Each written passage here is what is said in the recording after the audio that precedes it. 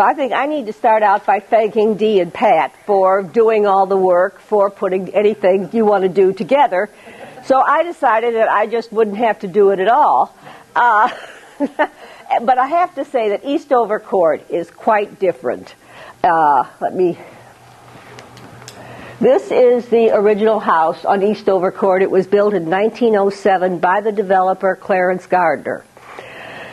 And now, going back to the event we're having, because the block was started in 1907 with the houses built in 1908, we decided that next year we're having a centennial. Now, everyone has a book on their table.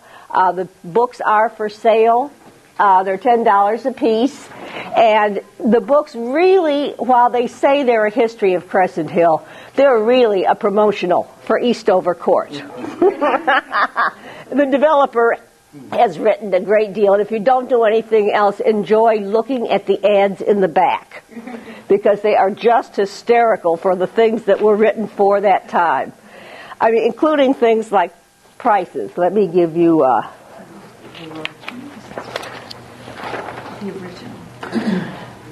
Where is that? Oh, page 60 has houses and lists of houses for sale and prices, and they are $4,000, $5,000, and are paid for by $20-some a week. I mean, it is really tremendous to see that. So anyway, this is why we're doing all of this, and I'll just kind of thumb through some of the pictures. That's my daughter's house, so we are very much like that. That's another one. And all these houses are in the book, the ones that I'm showing you now at this point in the thing. This house is of particular interest because it was a copy of a house that was built in Kenilworth, Illinois. And it was the architectural record House of the Year. And we have tried to contact the architectural record, which still exists, to get history, but I can't even get them to answer me. I've sent email after email, and it's obviously never getting to the right place. But I want to go back a little bit to our centennial, because it's going to be a little bit different than other block parties. We started out, a committee met one time. We started getting, what do we need to do? At Halloween, we sent out invitations that included information on the centennial. We started by asking people to design T-shirts so that we can sell, to make money, to do the things that we want to do for the centennial. And we gave, on Halloween, I gave each person who came a party, our Halloween party, I should say. I gave each person who came a sheet with the information that I had on their house and said, research it. Let's find out. What we want to do for the centennial is to invite everyone who's ever lived on the street to come back and help celebrate. That's a recognizable house. That has had a renovation this last year. The porches kind of come out in front of the house, but they also hide two kind of ugly additions. That is the mayor's home. Too ugly.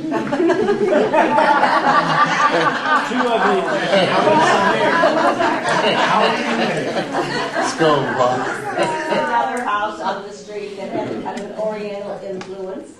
And my last slide, this is my house. And it's, we try and completely hide it.